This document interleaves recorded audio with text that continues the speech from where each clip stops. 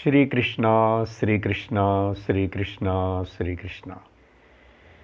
गुरुर्ब्रह्मा गुरुर्विष्णुः गुरुर्देवो महेश्वरः गुरुः साक्षात् परं ब्रह्म तस्मै श्री गुरवे नमः। तस्मै श्री गुरवे नमः। हरि ओम तत्सत्। श्रीमद् भगवद्गीता 9வது அத்தியாயம் முதல் 2 ஸ்லோகங்களை படிக்கிறோம். अथ नवमोऽध्यायः। श्रीभगवानुवाच इदं तु ते गुह्यतमं प्रवक्ष्याम्यनसूयवे ज्ञानं विज्ञानसहितं यज्ञात्वा मोक्षसे शुभात्। राजविद्या राजगुह्यं पवित्रमिदमुत्तमं प्रत्यक्षावगमं धर्म्यं सुसुखं कर्तुमव्ययम्। 8வது அத்தியாயத்திலோ கிரமமுக்தி பற்றி பேசி முடிச்சதுக்கு பிறகு, கிரமமுக்தி கஷ்டமானது, நிறைய யோக சாதனம் பண்ண வேண்டியிருக்கு, நிறைய காலம் வெயிட் பண்ணி பிரம்மலோகத்துக்கு அந்த பர்டிகுலர் பீரியடிலோ உத்தராயணம் அப்படியெல்லாம் கிருஷ்ணபக்ஷம் சுக்லபக்ஷம் இப்படியெல்லாம் காலமெல்லாம் சொல்லப்பட்டது. ஆனால் வேற இன்னொரு வடியும் இருக்கே அர்ஜுனா. இந்த சரீரத்தில் இந்த லோகத்தில் இங்கே இருக்கும்போதே இந்த வாழ்க்கையிலேயே சத்யோமுக்தி அடையலாம். அப்படிப்பட்ட சத்யோமுக்தின்னு பற்றி சொல்கிறது தான் வேதாந்தத்துடைய முக்கியமான ஒரு நோக்கம். உபனிஷத்துகள் எல்லாம் அந்த சத்யோமுக்தி பற்றி தான் பேசுகிறது. அப்படின்னு சொல்லும்போதும் பகவான் 7வது அத்தியாயத்திலோ முக்கியமாக பேசின விஷயம் அந்த ஞான விஞ்ஞானம் எது இருக்கின்றனதோ அதே இங்கே ராஜவித்யா ராஜகுஹ்யம் அనే பேரில் 9வது அத்தியாயம் தொடங்கிட்டோம்.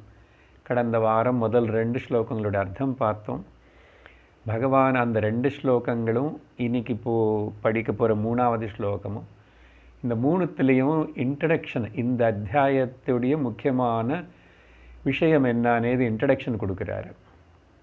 அப்படி இன்ட்ரடக்ஷன் கொடுக்கும்போதே பகவான் அதில்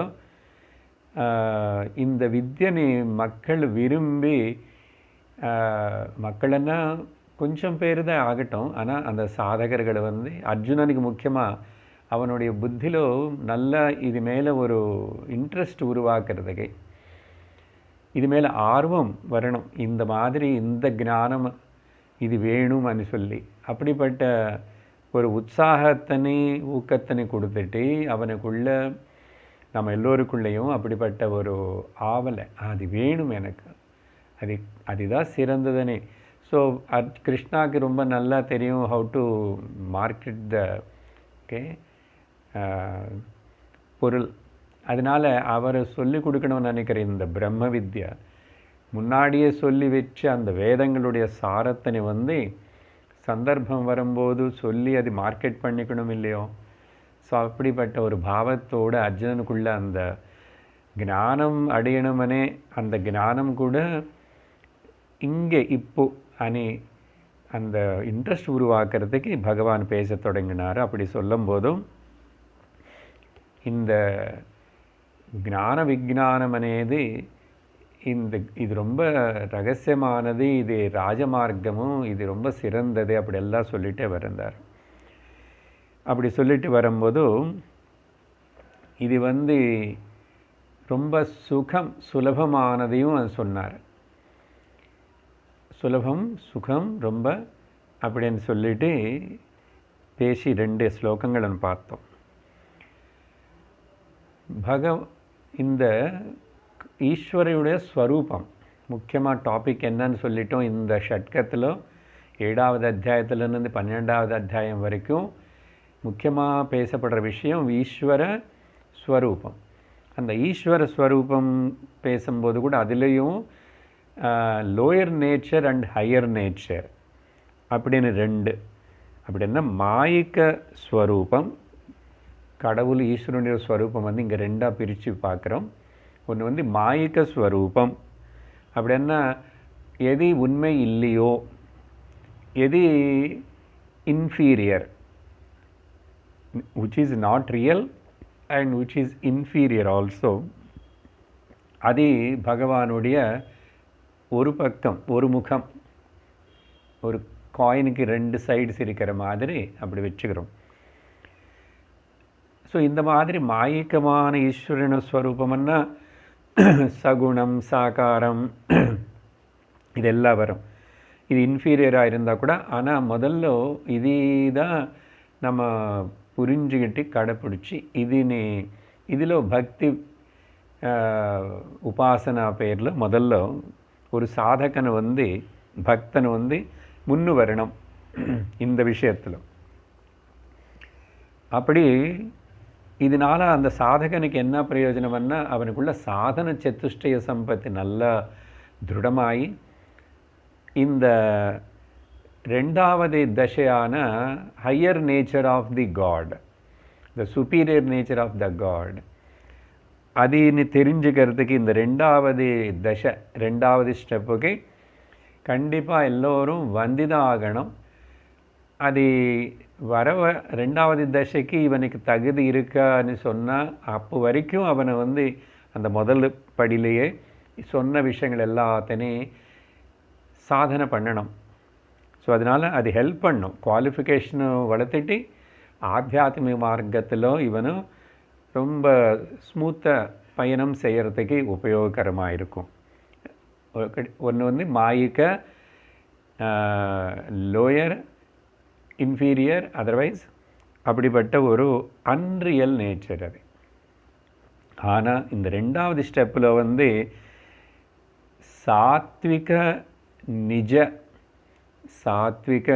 நிஜ நிர்மாயிகா ஸ்வரூபம், சுத்த சாத்விகமானது, நிஜமானது, மாயை கூட அதில் எப்படிப்பட்ட ஒரு கலுஷிதம் இல்லாமல் இருக்கின்றது, அப்படிப்பட்ட ஸ்வரூபம். அப்படி என்ன அர்த்தம் என்ன? கடந்த வகுப்பில் பேசின மாதிரி ஏகரூபம் அநேக ரூபம் உபாசனத்திலிருந்து முள்ளமாக நம்ம வந்து தாண்டி வந்து இந்த அரூப நிர்குண ஈஸ்வர ஞானத்துக்கு வரணும். அந்த அரூப நிர்குண ஈஸ்வர ஸ்வரூபம் பற்றி தான், ஹையர் நேச்சர் பற்றி தான் பகவான் இந்த அத்தியாயத்தில் வந்து பேச போகிறாரு. முக்கியமாக இந்த 9வது அத்தியாயம். எதுக்கு பேசணும்? இதுக்கு கண்டிப்பாக வந்துதான் ஆகணும்னா வரலைன்னா உனக்கு மோட்சம் வராது, முக்தி ஏற்படாது, சம்சார பந்தத்திலிருந்து விடுதலை ஏற்படாது. அதனால் வந்துதான் ஆகணும்னா காரணம் பாரு. முதல் ரெண்டு ஏகரூப அநேக ரூபம் உபாசன ஈஸ்வர ஸ்வரூபம் பற்றியே நீ நினச்சிட்டு இருந்த, அந்த ரெண்டு கூட நல்ல கவனமாக பார்க்கணும். இந்த பாயிண்ட்டு ரெண்டு கூட தேச காலத்துக்கு பரிமிதியாக இருக்கு. ஓகே, தேசகால பரிச்சின்னமாக இருக்கு. ஏன்னா ஒரு ரூபம் வந்ததுன்னா அப்போ இன்னொரு ரூபத்தில் அவர் இல்லையான்னு சந்தேகம் வரும். ஒரு இடத்துல இருந்தால் இன்னொரு இடத்துல இல்லையான்னு சந்தேகம் வரும். இப்போ அந்த இடமா இந்த இடமா, இல்லை பல ரூபங்களா, பல கடவுளை பற்றி இருக்கு. சிவா இருக்கு, விஷ்ணு இருக்கு, அப்புறம் குமரன், முருகன் இருக்கார், கணேசன் இருக்கார், இப்படி தேவி நவராத்திரி வரப்போகிறது, நவராத்திரி தேவி இருக்கு. எது இப்போ எந்த ரூபம்னு நான் ஸோ இந்த ரூபம்ல எப்பவுமே மைண்டுக்கு கன்ஃபியூஷன் வந்துகிட்டே இருக்கும். அப்புறம் இடம் பற்றியும். ஸோ இந்த மாதிரி தேச காலங்களுக்கு கட்டுப்பட்டு இருக்கிறதுனால இது வந்து நித்தியம் இல்லை, சத்தியம் இல்லை. இது வந்து மோர்ட்டல்னா மாறி கொண்டிருக்கும், காணாமல் போகும். அதனால தான் ஈஸ்வரனுடைய தர்சனம் கிடைச்சது பக்தாளன்னு சொல்கிறாங்க. எப்படியோ கனவுலையோ ஏதோ ஒரு பாவத்திலோ தியானத்தில்ன்றாங்க. அது ஒத்துக்கிறோம். காணப்பட்டுச்சு. ஆனால் எவ்வளோ நிமிஷம் இருப்பார் அந்த ரூபத்தில் தரிசனம் கொடுத்த பகவானும்? மேபி சில நிமிடங்கள், இல்லைன்னா ஒரு நாள், இல்லை 2-3 நாள், ஒரு வாரம் அப்படியே தியானத்தில் உட்கார்ந்தானே. அதுக்கப்புறம் நிரந்தரம் தொடர்ந்து இருக்கிறது இல்லையே. ஏன்னா அது அது கூட அந்த தரிசனம் கூட மாயிக்க தேசகாலத்துக்கு கட்டுப்பட்டதாக காணப்படுறதே. அப்போ அது சத்தியம் இல்லை. சத்தியத்துடைய ஒரு அன்ரியல் ஃபார்ம் ஒரு தரிசனம் கிடைக்கலாம். அப்போ கிடைச்சா அது அப்படி இருக்க வேண்டியது தானே. பகவானு சக்திவாந்தவன் தானே. அப்போது இது நீ இப்படி பார்த்துக்கிட்டே இருன்னு சொல்லிட்டு அப்படி இருந்து போக வேண்டியதானே. பாகவதம் பேசும்போது சில வாட்டி நான் கேட்குறேன், கிருஷ்ணன் அவதாரம் எடுத்துகிட்டு வந்தார், இப்போ அப்படியே இருந்து போனால் என்ன ஆகிப்போச்சு? இருந்துக்கலாம் இல்லையா? ஏன் பகவான் சங்கல்பம் பண்ண அப்படி அவர் நினச்சா இருக்க முடியாதோ? இருக்க முடியாது. ஏன்னா அந்த மாயிக்க சரீரம் மானுஷ வேஷதாரி இதெல்லாம் தற்காலத்துக்கு தான்.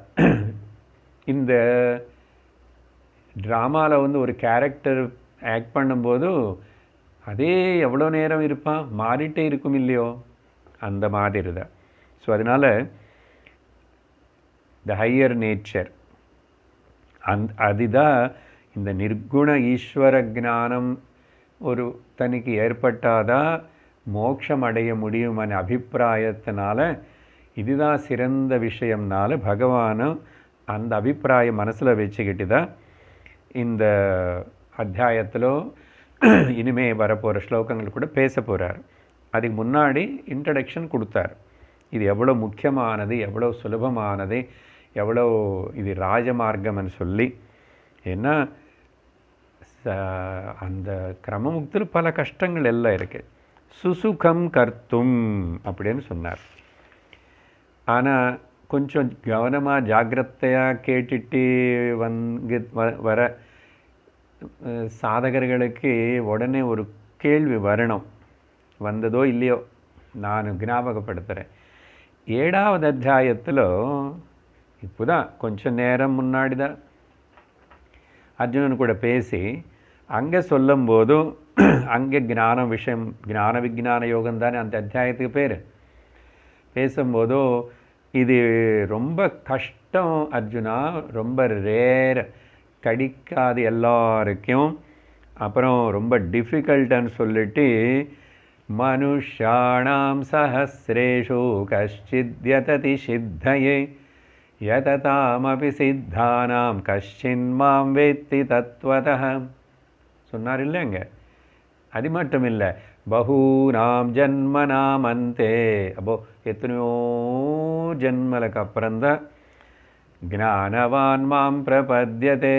இந்த ஞானம் சட்டுன்னு எல்லாருக்கும் கிடைக்கிற வர விஷயம் இல்லை, கிடைக்கிற பொருள் இல்லை. இது பகூனாம் ஜன்மனாம் அந்தே மனுஷானாம் சஹஸ்ரேஷுன்னு சொல்லி அங்கே அப்போ அவ்வளோ கஷ்டம், அவ்வளோ ரேர் நடக்கிறதுன்னு சொல்லி இங்கே கர்த்தும் சுசுகம்.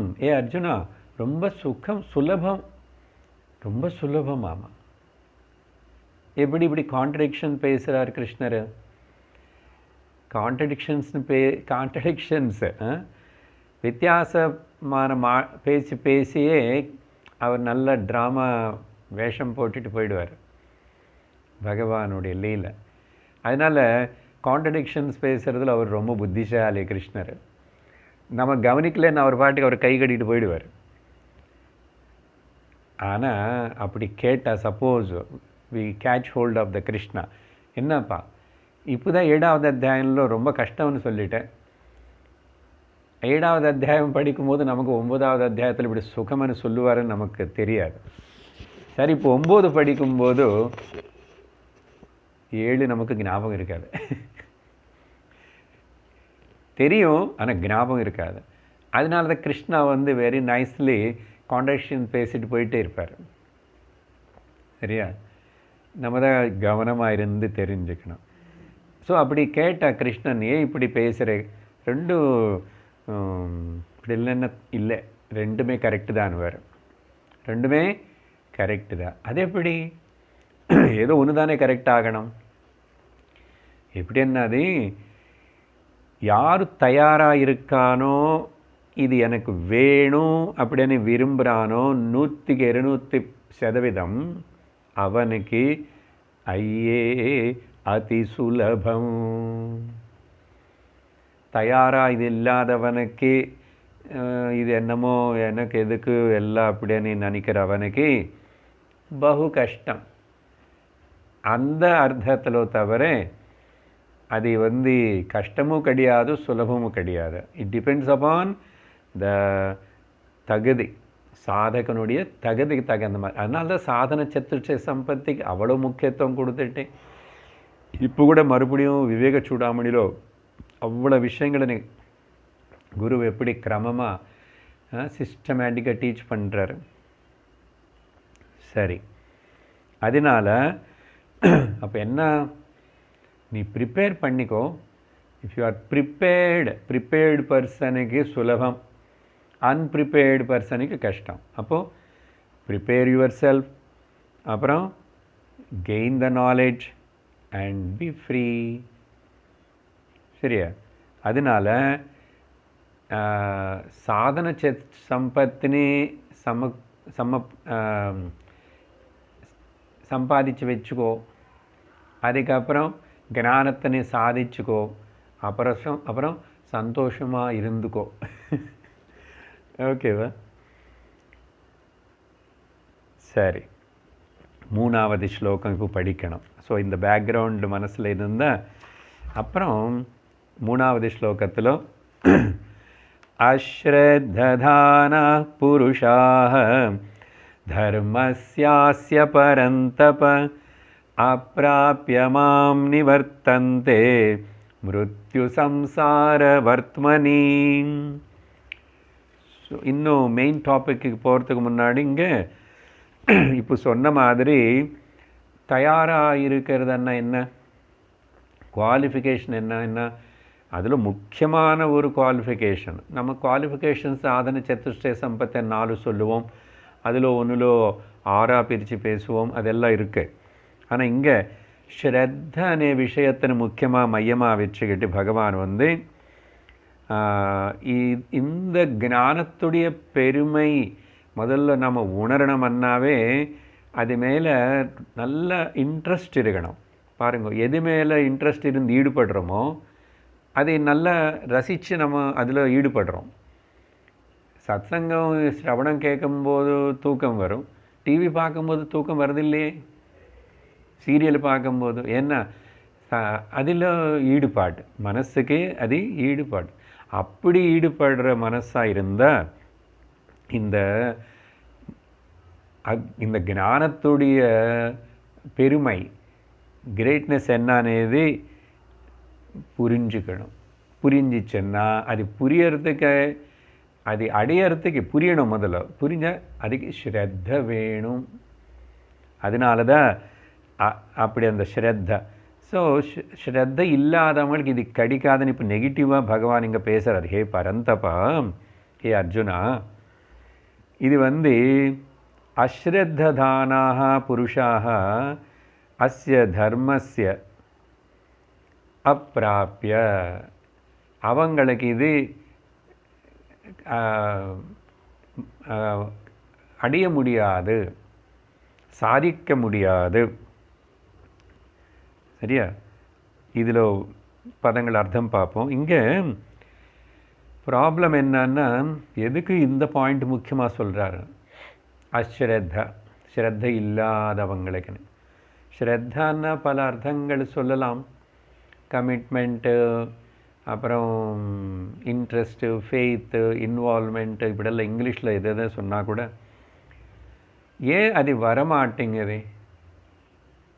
கொஞ்சம் கேட்டியும் தெரிஞ்சு கூட இப்போது இவ்வளோ பெரிய ரொம்ப பெருமைப்பட்ட ஒரு விஷயம், சிறந்த விஷயம், இதுக்கு மேலே மீறி இன்னொரு பெரிய கிரேட்டஸ்ட் எதுவுமே கிடையாது அப்படின்னு சொன்னால் கூடன்னா சகஜமாக லோகத்தில் சாதாரணமாக எல்லோருக்கும் இருக்கிற அபிப்பிராயம் என்னன்னா இதுக்கு எதுவுமே பண்ண வேண்டாமா, சும்மா கேட்டால் போதுமா? இந்த ஞானம் అనేది என்ன, புத்திలో இப்படி கேட்டு புரிஞ்சுக்கணும், அவ்வளோதானே. இவ்வளவு ஜஸ்ட் புரிஞ்சுக்கிறதுனாலேயே மனுஷனோட வாழ்க்கையில் இருக்கிற எல்லா பிரச்சனை சால்வ் ஆகுமா? இது எப்படி சார் நடக்கும்? ஞானம் அஜ்ஞானந்த சர்வ பிரச்சனைகளுக்கு காரணம். அதனால் ஞானம் வந்த எல்லா பிரச்சனைகளும் தீர்ந்துடும், மனுஷனுடைய வாழ்க்கையில் எல்லாருடைய ப்ராப்ளம் தீர்ந்துடும்னா இது இம்பாசிபிள் சார். இதுதான் ஒரு தப்பான அபிப்பிராயம். It is so simple. I think I won't believe.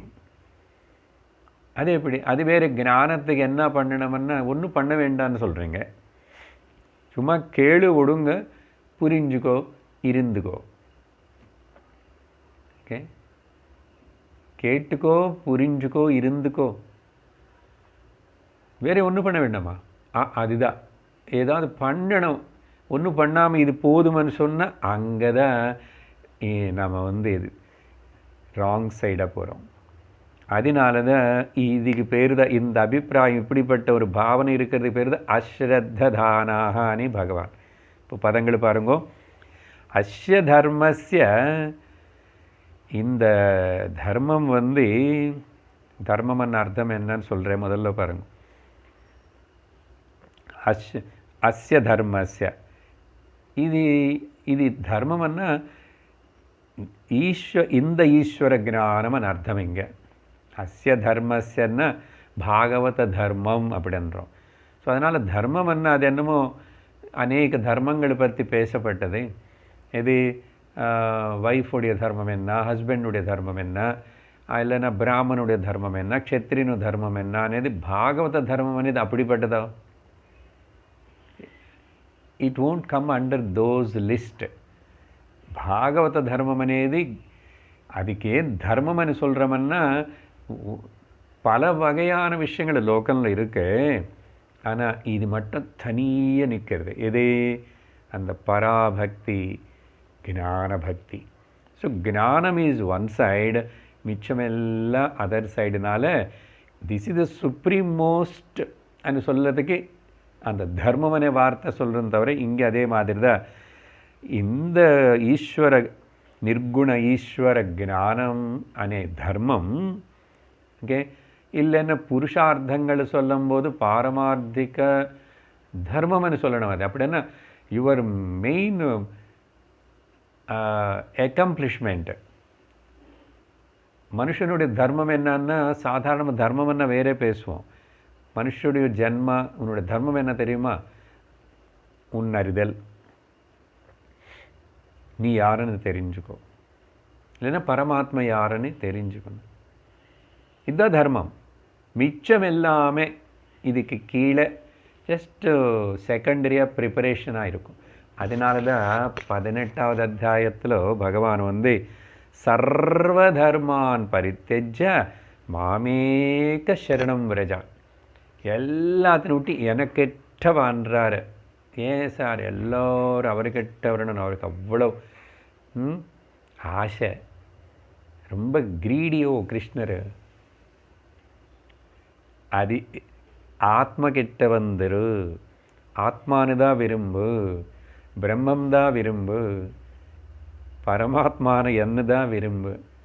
அந்த விஷயத்தில் பார்த்தீங்களா, சர்வதர்மான் பரித்யஜ்ய மாம் பாகவத தர்மம் ஏவன் அங்கே சொல்லலாம், பக்தியில் சொல்லும்போது ஞான தர்மம் மாமேகம் சொன்ன பகவான் அங்கே கிருஷ்ணராக சொல்லலை, ஒரு ரூபமாக சொல்லலை, ஒரு ஆத்ம பரமாத்மா தத்துவமாக பிரம்மமாக சொல்கிறாரு. மாமேக, நீ எனக்கிட்ட மட்டும் என்னே நினச்சிட்டு வந்துரு. அகம் துவாம் சர்வ பாபேபிய, உன் எல்லா கஷ்டத்துலேருந்து, எல்லா பாப்பங்களிலிருந்து, எல்லா கர்மத்திலிருந்து, எல்லாத்துலேருந்து நான் மோக்ஷயிஷ்யாமி, உனக்கு விடுதலை கொடுக்குறேன், விடுதலை வர மாதிரி செய்கிறேன் நான். இதிலோ மா சுச்சஹா ஒரு சந்தேகமும் படாது இதிலோ அன்றார். அந்த மா சுச்சஹானே வார்த்தைங்க பகவத்கீதை கடைசியில் தான் நீ ஸ்ரத்தையோடு நம்ம, நான் சொல்கிறது நம்ம, இது சத்தியம், பரம சத்தியம். பாருங்க பகவானுக்கு எவ்வளோ கன்சர்ன்டு ஜீவர்களான அஜ்ஞானத்தில் இருக்கிற நம்ம எல்லாருமே. ஏன்னா அவருடைய ரூபந்தானே இந்த ஜீவர்கள் எல்லாரும். அதனால் அந்த பரமாத்மாவே சொல்லிக்கிட்டு எல்லாரும் அஜ்ஞானத்திலிருந்து விடுவிக்கப்படணும்.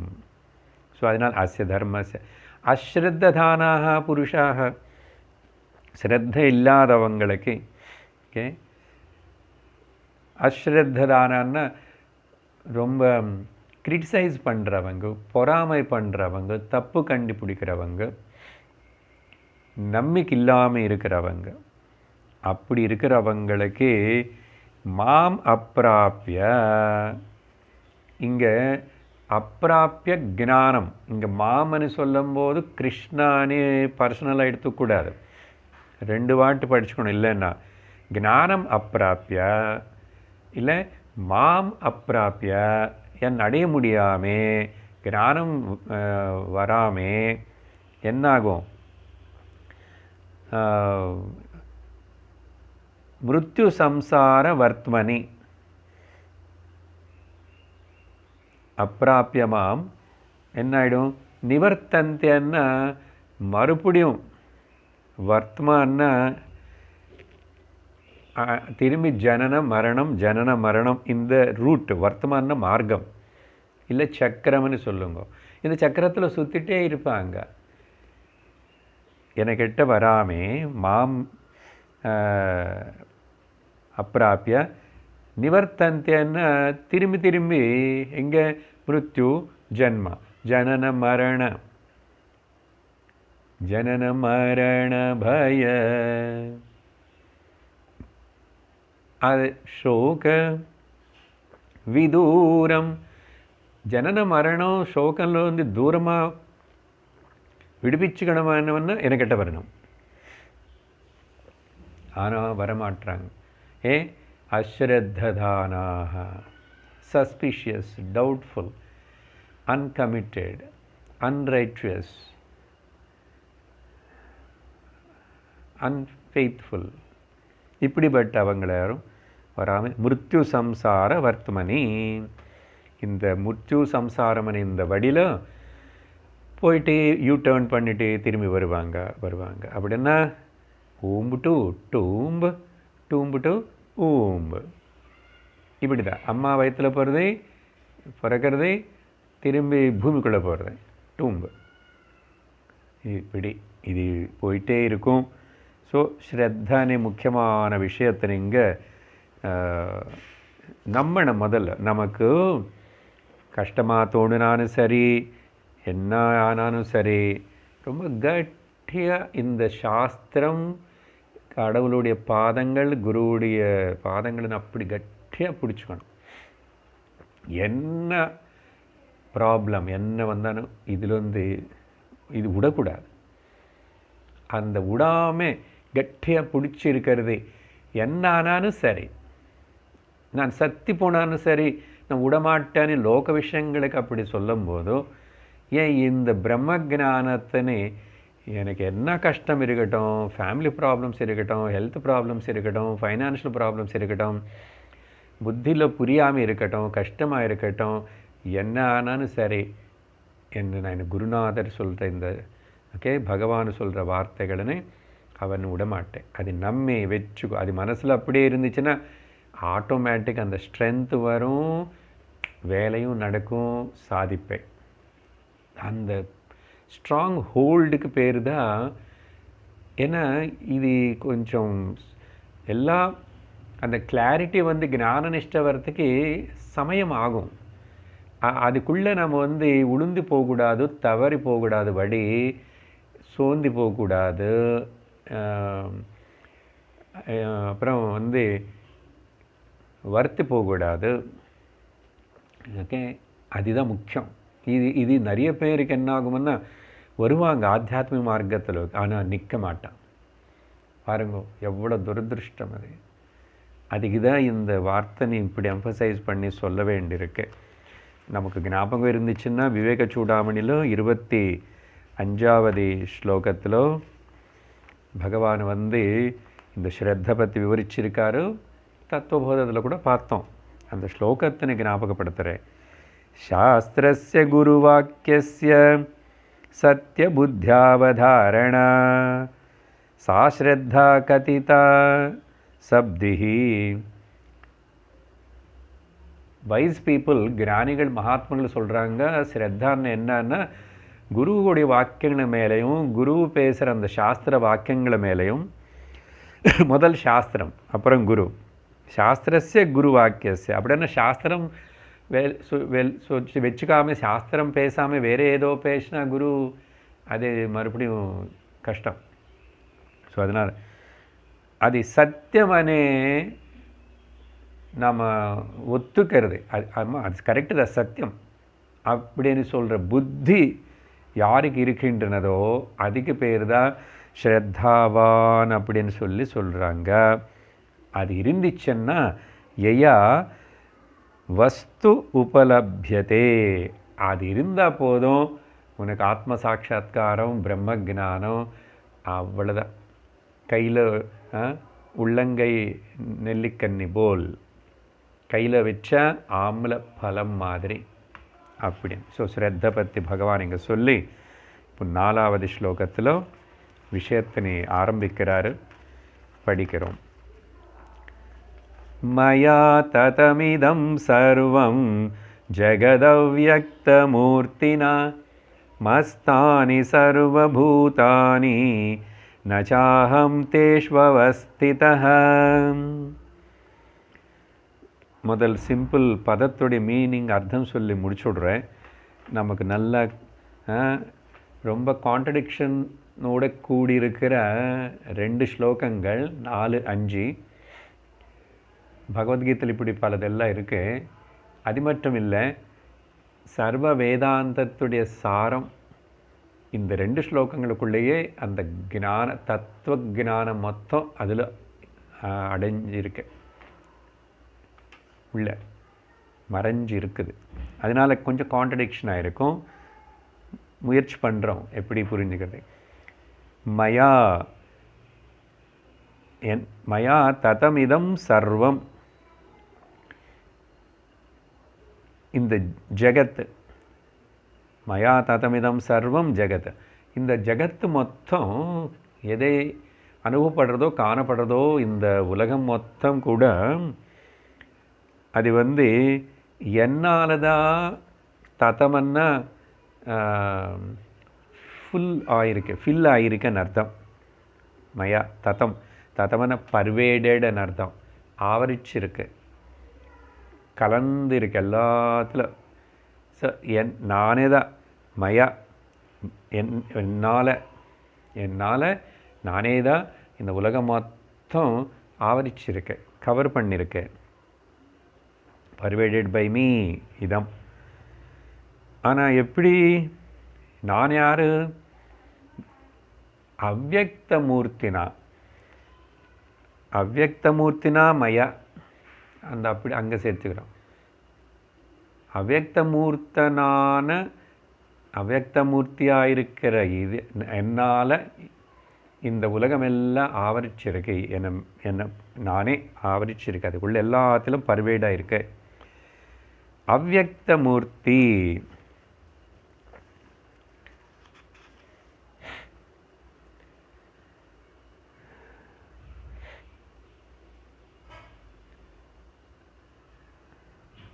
இந்த 4வது ஸ்லோகத்திலிருந்து 10வது ஸ்லோகம் வரைக்கும் இந்த சாத்விக பிரம்ம ஈஸ்வர நிஜஸ்வரூபம் என்னன்னது பகவான் சொல்லிகிட்ருக்கிறார். சாத்விக பிரம்மம், சாத்விக பிரம்மம் ஆர் நிஜ ஈஸ்வர ஸ்வரூபம் என்னன்னது சொல்கிறார். அப்படி சொல்லும்போது இங்கே 3 அந்த ஈஸ்வரனுடைய கேரக்டரிஸ்டிக்ஸ். எந்த நிர்குண ஈஸ்வரனை பற்றி நம்ம பேசுகிறோம், ஈஸ்வர ஸ்வரூபம் தான் இந்த அத்தியாயத்தில் முக்கியமாக இந்த ஷட்கனில் சொல்ல போகிற விஷயம். அதனால் 3 ஃபீச்சர்ஸ் வந்து சொல்ல போகிறார். அதில் ஒன்று வந்து அவ்யக்த மூர்த்தினா அப்படின்னு அர்த்தம். எந்த புலங்களுக்கு மனசோடு சேர்த்து அதுக்கு கோச்சரமாகாத வஸ்து மூர்த்தி. மூர்த்தி அன்னா ரூபமாக இருக்கணும் இல்லை சார்ன்னா அது மூர்த்தி అని சொன்னார். அவ்வக்த மூர்த்தினான அவ்வக்தமான ஒன்று இருக்கின்றனது. அது இருக்கின்றனதுன்னு சொல்கிறதுனால அதுக்கு ஒரு மூர்த்தின்னு சொல்லணும். ஆனால் அதுக்கு மூர்த்தின்னா பொதுவாக விஷ்ணுமூர்த்தி, ராமமூர்த்தி. மூர்த்தின்னா ரூபம். ஆனால் இந்த அவ்வக்த மூர்த்தினான்னு அர்த்தம் அரூபம். இதுதான் முதல் விஷயம் இங்கே பகவான் சொல்கிறது. யார் நானும் மயா அன்னார் இல்லையா? மயான்னா யாருன்னு அரூபம், ரூபம் இல்லாத நானும். நமக்கு இங்கே முதல்ல சந்தேகம் வரும். ஸோ அதனால் இந்திரியங்களினால கோச்சரமாகாத, ஏன்னா இந்திரியங்களுக்கு கோச்சரம் ஆகணும்னு அதுக்கு ரூபம் இருக்கணும், சைஸ் இருக்கணும், அதெல்லாம் அது இல்லை. அதனால் அரூபம் అనే விஷயத்தினை சொல்கிறதுக்கு அவ்வக்த மூர்த்தி అనే பதம் உபயோகப்படுத்துகிறாரு. உபனிஷத்துகளில் நம்ம பார்த்த மாதிரி அசப்தமஸ்பர்ஷ அரூப அரச அகந்தம் 5 புலங்களில் ஆன்னு சொல்லிட்டு இது எதுவுமே அது கண்டுபிடிக்க முடியாது. ஆனால் எது இருக்கின்றனால இது எல்லாமே வேலை செய்கிறதோ. ஸோ அதனால் அவ்வக்த மூர்த்தினா அரூபமனே விஷயத்தினை இங்கே நிரூபிக்கிறதுக்கு சொன்னார். இங்கே ஒரு சந்தேகம் வரலாம். அந்த சந்தேகம் நான் சொன்ன கொஞ்சம் நேரத்துக்கு முன்னாடி அரூபமன்னா அதாவது பகவான் தரிசனம் கொடுத்தாரே, இல்லை அவதாரம் எடுத்துகிட்டு வந்தார், ரூபம் தானே அதுன்னா அதான் சொன்னோம். அது அன்ரியல் அண்ட் டெம்பரரி ஒரு தோற்றம் தான். ஸோ அதனால் யாருக்காவது தரிசனம் அப்படி கொடுத்தான்னா கூட அது நம்ம ஒத்துக்கிறோம். ஆனால் அது சத்தியம் இல்லை. தற்காலத்துக்கு இருக்கிறதவரை அது பூர்ணமான சத்தியம் இல்லை.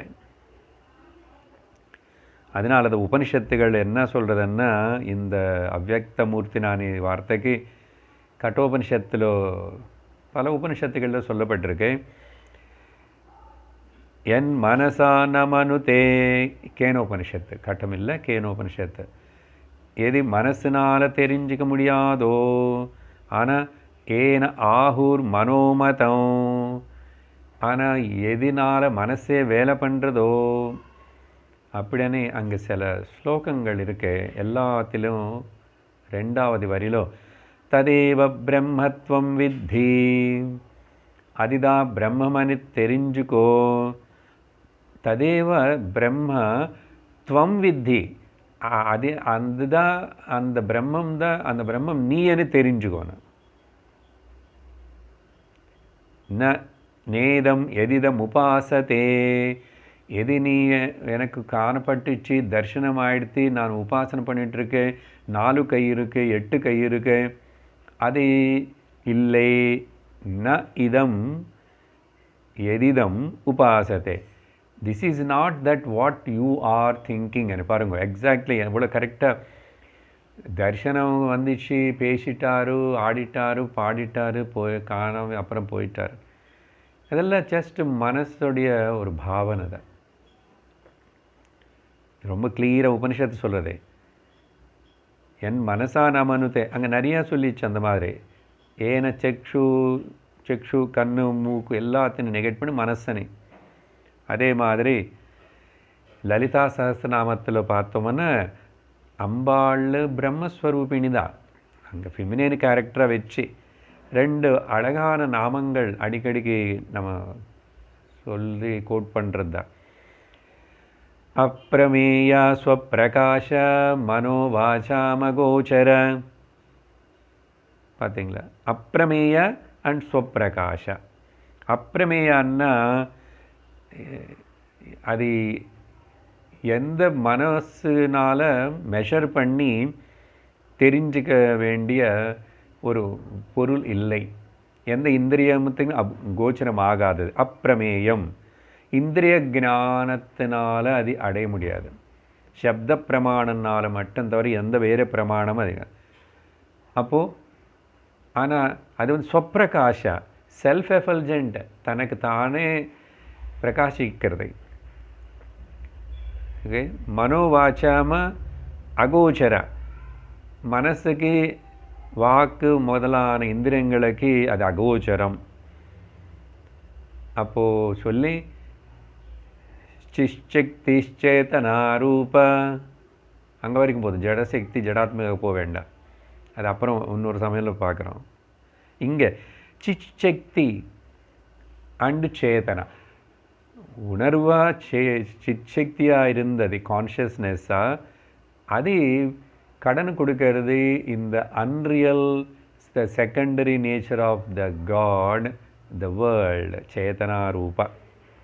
சரி, மாயிக்க ஸ்வரூபம் வந்து என்னாகும், வரும் போகும், ஒரு இடத்துல இருக்கும் இன்னொரு இடத்துல இருக்காது. அப்படின்னு தேச காலத்துக்கு பரிச்சேதம். ஸோ அவ்வக்த மூர்த்தினா மயா சர்வம் இதம் சர்வம் ததம் சொல்லி மஸ்தானி சர்வபூதானி, எல்லா பூதங்களும் ஜீவராசிகள், லிவிங்கு நான் லிவிங்கு சராச்சரம் மொத்தம் கூட எல்லாமே எனக்குள்ளதாக இருக்கின்றன. மஸ்தானி இன்மீ, எல்லாமே சர்வபூதானி. இது சொல்கிறதுனால என்ன, பகவான் அந்த அவரோட ஸ்வரூபம் பற்றி சொல்கிறாரு. விஸ்வாதாரா, நான் விஸ்வம் மொத்தத்துக்கு ஆதாரம். முதல்ல என்ன சொன்னோம், அரூபம். அரூபமானது எல்லா ரூபங்களுக்கு ஆதாரமாக இருக்கு. ஆச்சரியமாக இருக்குல்ல, சிந்திக்கணும். அரூபமாக இருக்கிறதுக்கு எல்லா ரூபத்துக்கு ஆதாரமாக இருக்கு. இது சுவாமிஜி சொல்கிற எக்ஸ்பிளனேஷன்னா, கண்ணுக்கு திருக் சக்திக்கு, பார்வனை சக்திக்கு ஏதாவது ரூபம் இருக்கா? ஏதாவது ரூபம் இருக்கா? சைஸ் இருக்கா? ஸோ ரூபமில்லாத கண்கள்னா இந்த கண்கள் சொல்லலை, பார்க்குற சக்தி எல்லா ரூபங்களும் தெரிஞ்சுக்கிறது.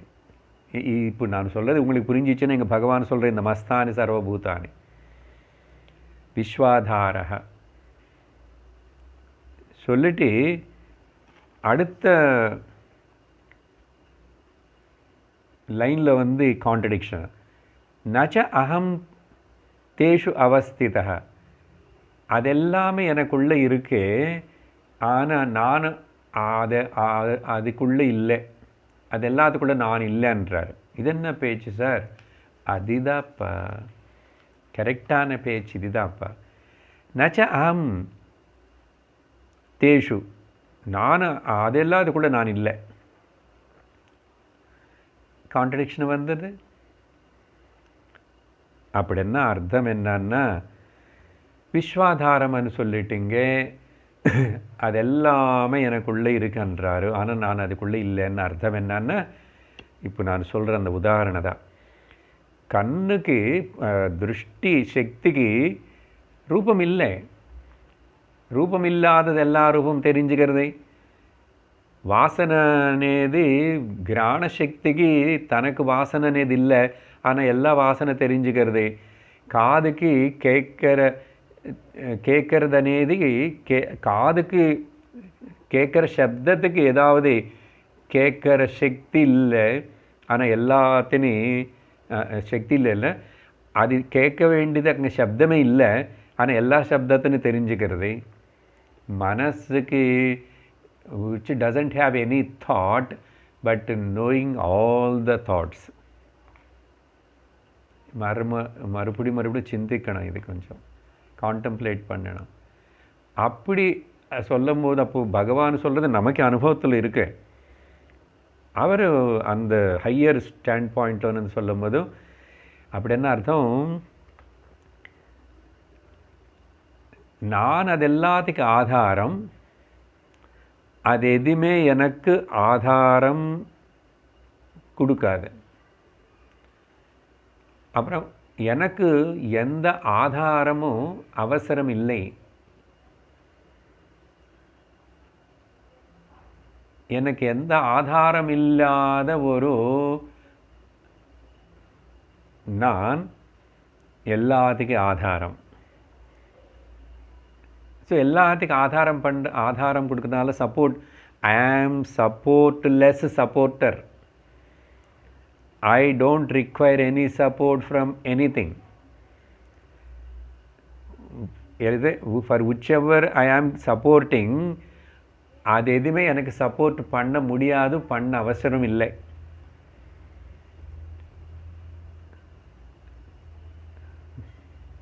கைவல்யோபனிஷத்துடைய ஸ்லோகம் ஞாபகம் வந்து, मय्येव सकलं जातं मयि सर्वं प्रतिष्ठितं मयि सर्वं लयं याति तद्ब्रह्माद्वयमस्म्यहम्. இல்லை ஆகாயத்தோட உதாரண பகவானே சொல்ல போகிறாரு 6வது ஸ்லோகத்தில். அதனால் அது அப்படி இருக்கட்டும். ஸோ புரிஞ்சதா? 2 விஷயங்கள் இதில் ப்ரூவ் பண்ணி சொன்னார் அவருடைய ஸ்வரூபம். இதெல்லாம் நம்மளை பற்றி தான். நான் அரூபம், அப்புறம் சர்வத்துக்கு ஆதாரம். விஸ்வாதாரம்னா சர்வாதாரம், விஸ்வத்துக்கு ஆதாரம்.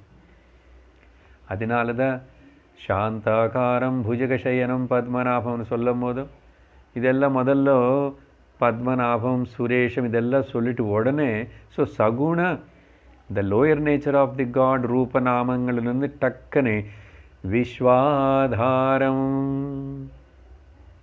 அப்புறம் ககன சதுருஷம் பாருங்க, வெரி இம்பார்ட்டண்ட். ஆகாயம் போல், அந்த ஆகாயம் எக்ஸாம்பிள் பகவானே சொல்ல போகிறார ஒரு ஸ்லோகத்தினால நாம் இப்போ அதை விவரிக்கலை.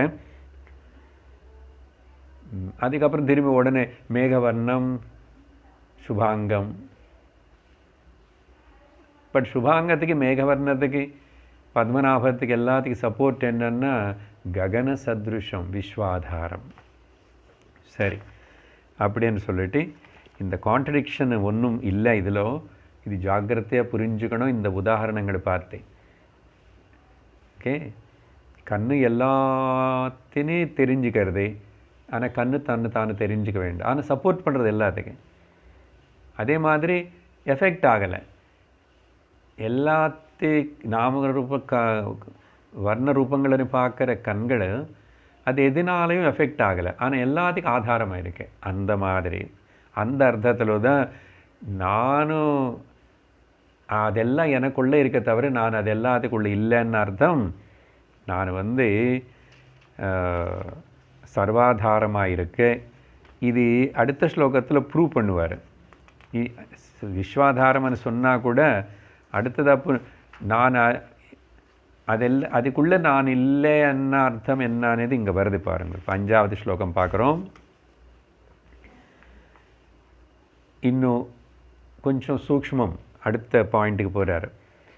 நச்சமஸ்தானி பூதானி பஷ்யமே யோகமைஸ்வரம் பூதபுருன்னச்ச பூதஸ்தஹ மமாத்மா பூதபாவனஹ.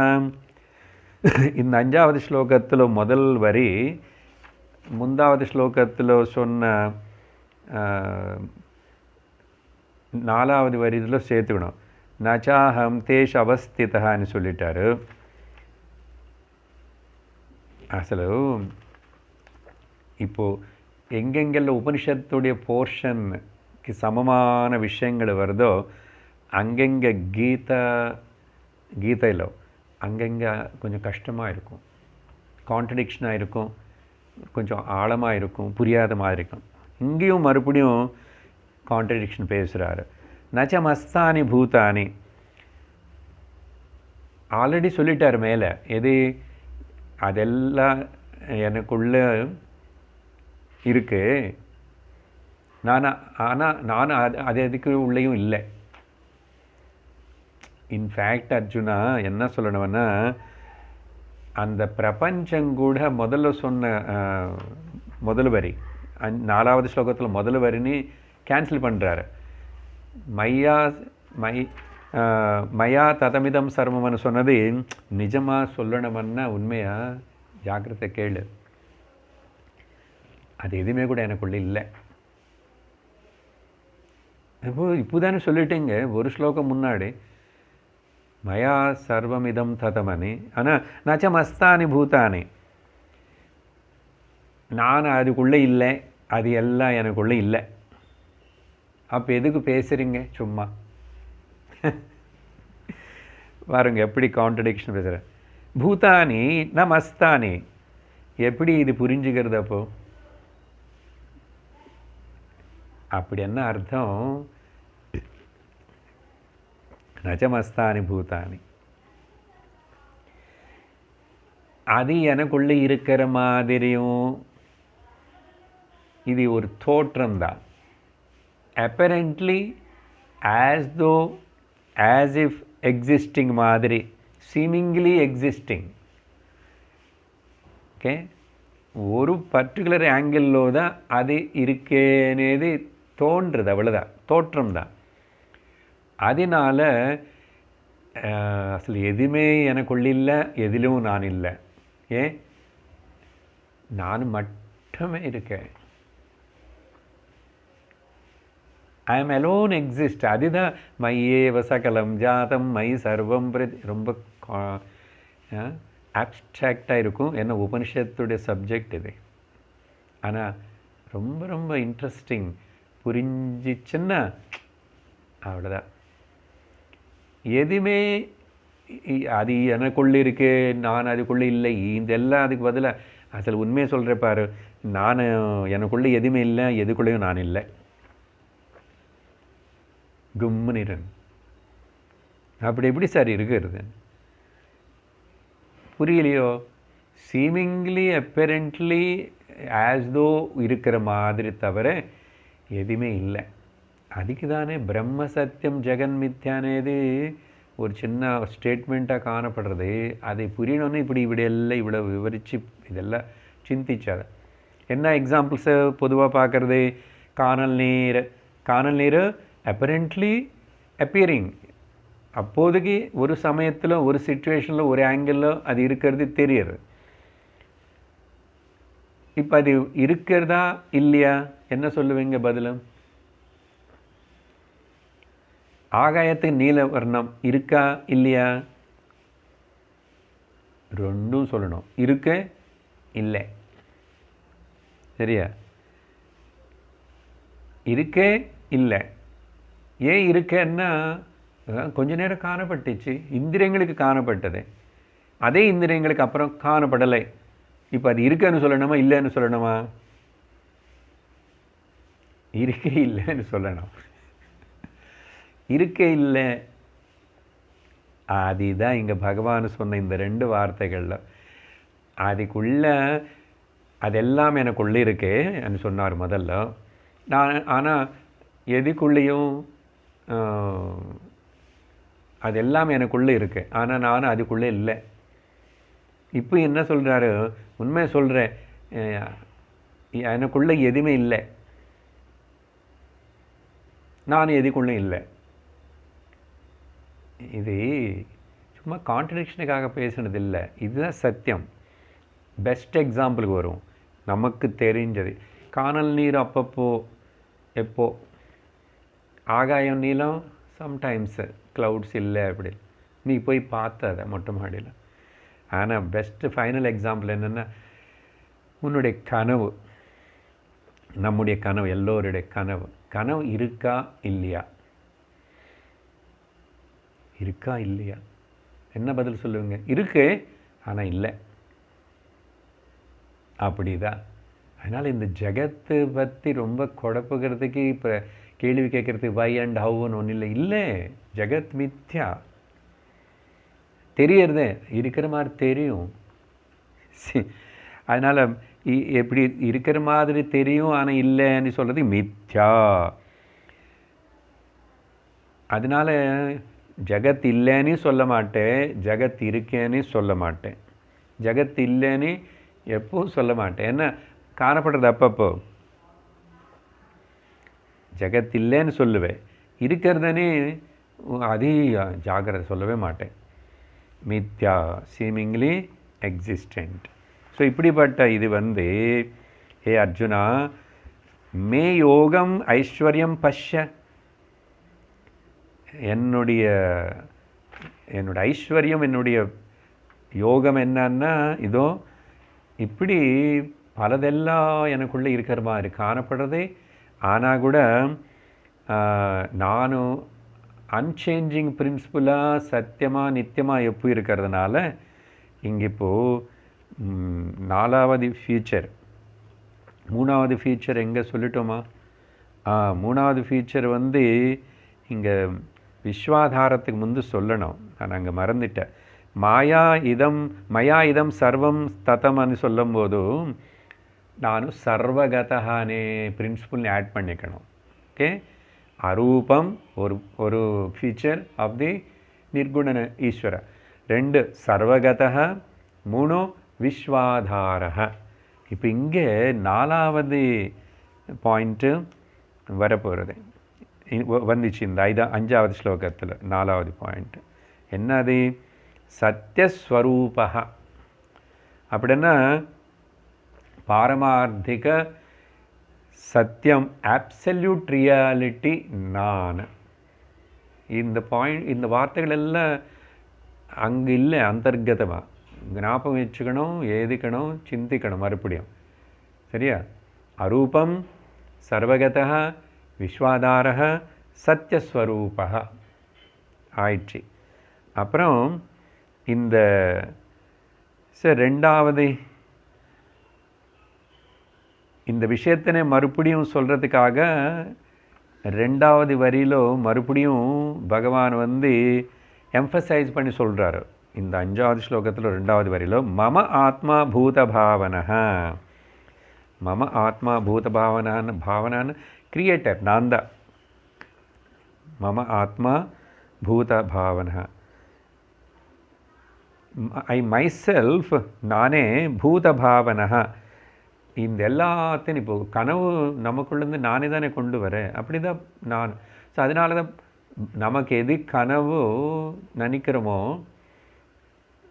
அப்புறம் பகவானுக்கு இந்த உலகம் மொத்தம் நம்ம நினைவு பகவானுடைய கனவு. டோட்டாலிட்டியில் பகவான் டோட்டாலிட்டியில் நடக்கிற கனவு தான் நமக்கு இங்கே ஒரு நினைவாக காணப்படுறது. அதனால் அது கனவுன்னு புரிஞ்சுக்கணுன்னா நம்ம இண்டிவிஜுவல் கனவுன்னு பற்றி ஆராய்ச்சி பண்ணால் புரியும், தெரியும். அப்படி சொல்லிட்டு ஸோ மம ஆத்மா பூத பாவனः. ஸோ மொத்தம் அப்பரண்ட் இருக்கிற மாதிரி தோணுறது வரதுன்னா என்னால் தான். ஆனால் நான் யார்? அந்த 4 ஃபியூச்சர்ஸ் ரொம்ப முக்கியம், அதுதான் சாராம்சம் அப்படின்னு சொல்லிட்டு இப்போ 6வது ஸ்லோகத்தில் பகவான் அப்படியே என் பூதபிருத்தன்னா நான் தான் சிருஷ்டிக்கு ஸ்திதிக்கு லயக்கு எல்லாத்துக்கும் கர்த்தா நான் தான். சிருஷ்டிகர்த்தா ஸ்திதிகர்த்தா. அதனால் மித்யா ஜெகதிஷ்ட இதுக்கு தான் இங்கே இப்போது அந்த லலிதா சஹஸ்ரநாமத்துடைய 2வது வரி. ஓகே, சிக்ஷக்தி சேதனா ரூப ஜடசக்தி ஜடாத்மிகா. இந்த ஜடமாக இருக்கிற அப்பரண்ட்லி காணப்படுற இந்த சிருஷ்டி ஸ்திதி இது எல்லாமே மித்யா ஜெகததிஷ்டானைக ஜெகதாதிஷ்டாயை நமः. மித்யா ரூபமான இந்த ஜெகத்துக்கு அதிஷ்டானமாக இருக்கிற பரபிரம்மணியே அப்படின்னு. ஸோ நமஹா. ஸோ அதனால் நச்ச பூதஸ்தः. ஸோ இது கூட போன ஸ்லோகத்தில் சொன்ன ரிப்பிட்டேஷனே பகவான் நச்ச பூதஸ்தஹான்னு சொல்கிறார். 6வது ஸ்லோகம் இன்னொரு முக்கியமான ஃபீச்சர் இங்கே விவரிக்கப்படுவதை படிக்கிறோம். 6வது ஸ்லோகம் யதா யதா இங்கே 6வது ஸ்லோகத்தில் தான் பகவான் வந்து உதாரணம் கொடுத்துட்டு இதெல்லாம் கொஞ்சம் கஷ்டமாக இருக்கோ புரிஞ்சுக்கிறதுக்கு. சரி, நானே உதாரணம் சொல்லி உனக்கு புரிய வைக்கிறேன், கவலைப்படாது. யதாகாசஸ்திதோ நித்யம் வாயு சர்வத்திர கோமஹான் ததா சர்வாணி பூதானி மஸ்தானீத்யுபதாரயம். யதா ஆகாசஸ்திதः, எப்படி இந்த ஆகாயத்தில் இருக்கின்ற வாயு நித்தியம், வாயு எப்பவுமே இந்த ஆகாசத்தில் சுற்றிட்டுருக்கு இருக்கு ஆகாயத்தில். ஸோ எப்போதுமே ஆகாயத்தின் ஆதாரமாக வச்சுக்கிட்டு ஆகாயத்தில் சுற்றிட்டுருக்கிற அந்த வாயு சர்வத்திர கஹ, எல்லா பக்கமும் அப்படி அது வீசி போயிட்டே இருக்குமா. இது ரொம்ப சிறந்த ஒரு சக்தியாக பறக்கிறது வாயு, மகான் சக்தி வாயு. சர்வத்திர சர்வகதः சர்வத்திரகः ஆகாயஸ்திதः யதா, எப்படியோ அந்த மாதிரி சர்வாணி பூதானி மத்ஸ்தானி, அந்த மாதிரி தான் எனக்கு உள்ள இந்த பூதங்கள், இந்த பிரபஞ்சம், இது எல்லாமே மித்யா பிரபஞ்சம் ஜகத்து எனக்குள்ள அப்படி மூவ் ஆகிட்டு இருக்கு, சமுத்திரத்தில் அலைகள் மோதுற மாதிரி. ஆனால் அந்த ஜகத்து வேறையா, வேறேன்னு சொல்ல முடியாது. ஆனால் அது எனக்கு ஏதாவது ஒட்டுக்கிறதா பாதிக்கிறதா, அதையும் இல்லை. அப்போது ஆகாயத்துக்கு எப்படி அதில் மூவ் பண்ணுற வாயு ஒன்றும் டிஸ்டர்ப் பண்ணல. வாயு நல்லா வீசும்போது ஆகாயத்துக்கு ஏதாவது கொஞ்சம் கஷ்டமாக வலிக்குமா, காது மூடிக்கணுமா, இல்லை ஆகாயத்துக்கு கொஞ்சம் சளி குளிர் எல்லாம் வருமா, வராது. நிறைய நெருப்பு இங்கே ஆகாயம் எக்ஸாம்பிள், நெருப்பு பயங்கரமாக நெருப்பு, ஏதாவது ப்ராப்ளம் வருமா, வராது. அப்போது என்ன ப்ரூவ் பண்ணுறாரு, என்ன சொல்ல விரும்புகிறாரு இங்கன்னு சொன்னால், சின்ன எக்ஸாம்பிள் தான். அசங்கஹா என்னது, ஆறாவது இங்கே 5வது பாயிண்ட் வந்து 6வது ஸ்லோகத்தில் அசங்கஹ అనేది ஆகாஷ திருஷ்டாந்தத்தை வச்சு நமக்கு சொல்கிறாரு. ஸோ இங்கே ஒரு ரிடில் இருக்குது, இதோட நிறுத்துகிறோம், நீங்கள் சிந்திச்சு வாங்க. இப்போ எல்லாமே எனக்குள்ளே இருக்கு அப்படின்னு சொல்லும்போது எதுக்கு அசங்கமணி சொல்லணும்னா, அப்படி சொல்லலைன்னா ப்ராப்ளம் என்ன கேள்வி வரும், ஓ எல்லாமே கடவுளுக்குள்ளே தான் இருக்கா, அப்போ என்ன கெட்டது எல்லாம் கூட கடவுளுக்குள்ளே தான் இருக்கா, evil also is inside the God, good also is. அப்போ ஏதாவது இன்சைடு அவுட் சைடு ரெண்டு இருக்கா. ஸோ இவில் வந்து கடவுளுக்குள்ளே இருக்கா, இல்லைன்னா கடவுளுக்கு வெளியே இருக்கா, யோசிச்சுட்டு வாங்கோ. அடுத்த சத்சங்கத்தில் கொஞ்சம் இது பற்றி விவரிப்போம். அதுக்கு பதில் தான் இந்த ஸ்லோகம். ஓம் பூர்ணமதః பூர்ணமிதம் பூர்ணாத் பூர்ணமுதச்யதே பூர்ணஸ்ய பூர்ணமாதாய பூர்ணமேவாவசிஷ்யதே. ஓம் சாந்தி ஷாந்தி ஷாந்தி. हरिः ओम श्री गुरुभ्यो नमः. हरिः ओम.